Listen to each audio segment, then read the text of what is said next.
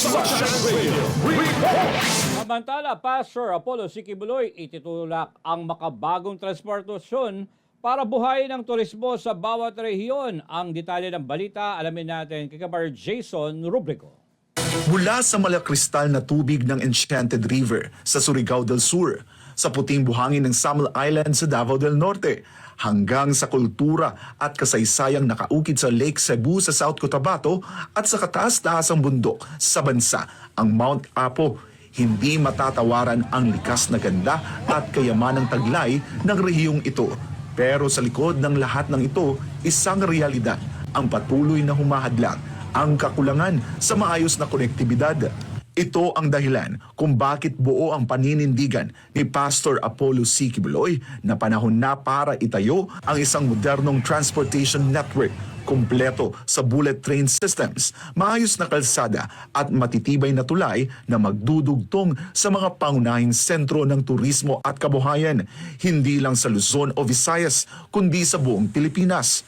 Lahat ito ay nakapaloob sa panukalang Tourism Connectivity Enhancement Act na isusulong ni Pastor Quiboloy oras na maupo siya sa Senado bilang bahagi ng kanyang plataforma na ayusin ang Pilipinas.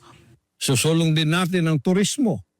Ang propose ko na Tourism Connectivity and Enhancement Act upang lumikha ng isang modernong network ng transportasyon kabilang ang sistema ng bullet train at kalsada na nag-ugnay sa mga pangunahing sentro ng turismo.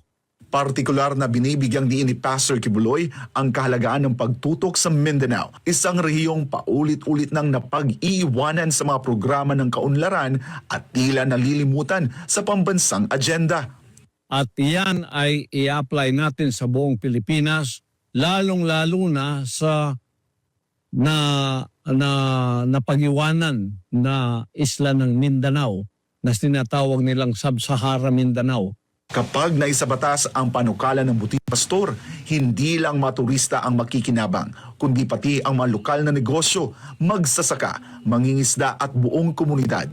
Sa mabilis at maayos na daloy ng tao at produkto, mas bibilis ang takbo ng kabuhayan, sabay na muling sisigla ang turismo sa bawat sulok ng bansa.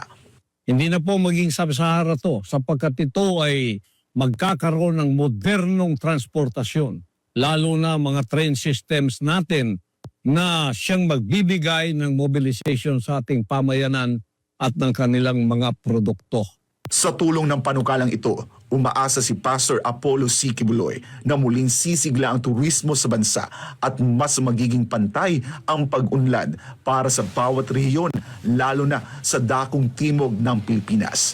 Para sa karagdagang impormasyon tungkol sa mga plataforma ni Pastor Apollo C. Quiboloy, bisitahin lamang ang www.apolloquiboloynationbuilder.com. Para sa Diyos at sa Pilipinas kung mahal, ako si Jason Rubrico, SM9 News.